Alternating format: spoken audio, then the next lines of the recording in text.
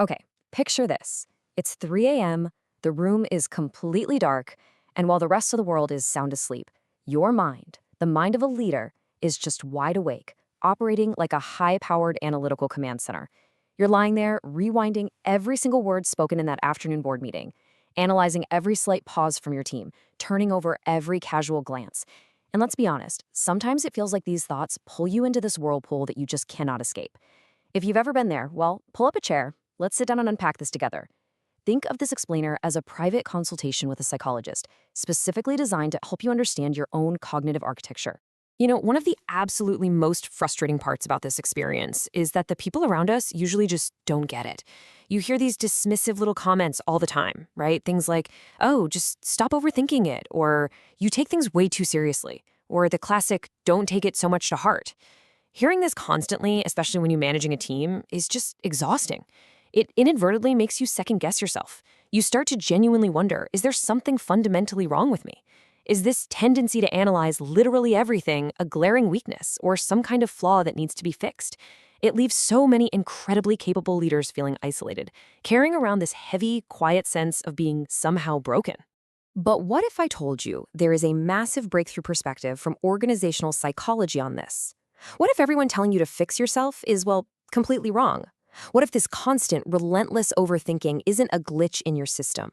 What if it's not a bug, but a completely different, highly capable factory setting? It is not a weakness at all. Actually, it's an entirely different, advanced architecture for perceiving the world around you. So today, we're going to break down exactly why your tendency for deep analysis is actually your most powerful executive feature.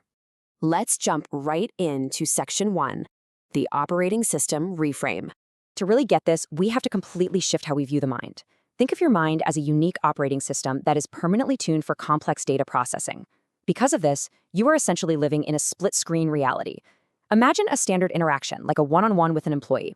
On the surface level, everything's totally fine. You're nodding, smiling, engaging in the usual small talk, but on a deeper level, massive background computations are happening. Your brain is intensely analyzing the exact intonation of a sentence they spoke an hour ago, it's building complex theories, and it's searching for subtext. While most people exist purely on that top surface level, your system is effortlessly managing both at the exact same time. Moving right along to Section 2, the emotional radar. So this unique operating system of yours doesn't just crunch raw data, it deeply processes emotional context too. Society often tells us to toughen up and stop being so dramatic, which is a huge cultural roadblock. But listen, your mind isn't weak. It acts as a highly sensitive built-in emotional radar. And for a leader, this is absolutely invaluable. Your radar effortlessly catches the most subtle vocal tension in a high-stakes negotiation that everyone else in the room completely misses. It instantly flags when someone's words don't match their body language. It literally reads the emotional temperature of a room before anyone even says hello. Under pressure, this isn't a liability, it is a distinct superpower for critical decision-making.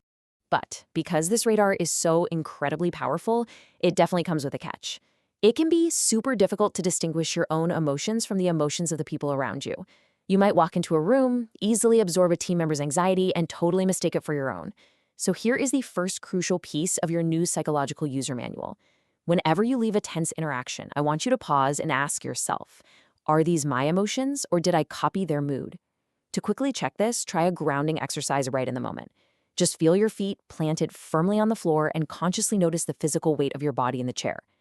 Grounding yourself in physical reality like this is the very first step to mastering your radar, rather than letting it overwhelm you.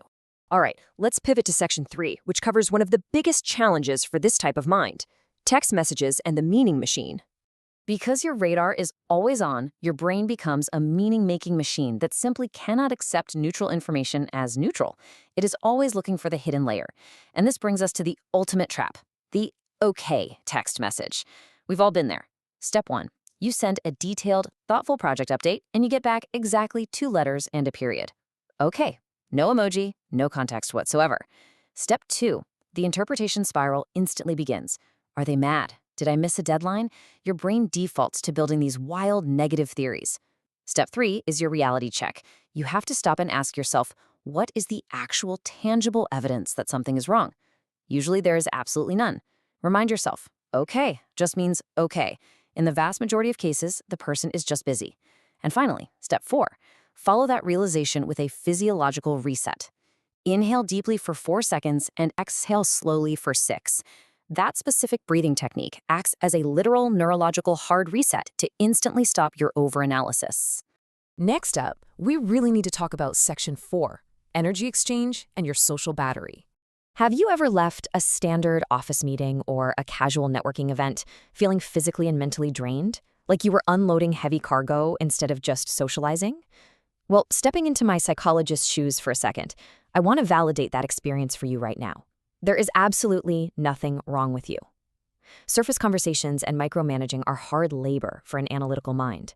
They cause rapid overstimulation.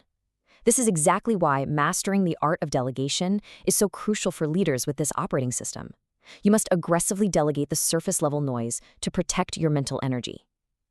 Conversely, deep conversations, when you're discussing big ideas, meaning, or strategic vision, actually feed your mind. They give your operating system the profound, complex material it naturally craves. The energy drain from shallow interactions is just massive. But here's the magic. One single, authentic, deep conversation can recharge your battery more than 10 casual office parties combined. This proves exactly why your primary social and professional mission must be finding your people.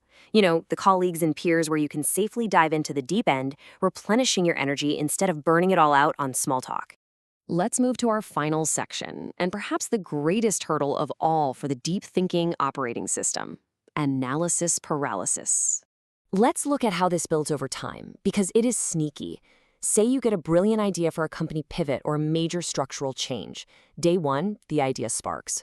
By week 1, you are actively crafting the perfect, flawless execution plan. By month 1, your executive radar has identified every single potential risk, so naturally you've drafted plans B, C, and D. You feel incredibly productive, right? But look at year 1. Absolutely nothing happens. We spend so much time figuring out how to execute perfectly that the act of planning becomes a comfortable, safe substitute for making a hard leadership decision and actually taking action. And this brings us to the ultimate rule you need to remember. Write this down. Deep analysis is a brilliant tool for planning, but it is a terrible tool for starting. To overcome analysis paralysis as a leader, you have to practice deliberately muting your inner critic. You have to give yourself permission to step out into the unknown well before you have all the answers.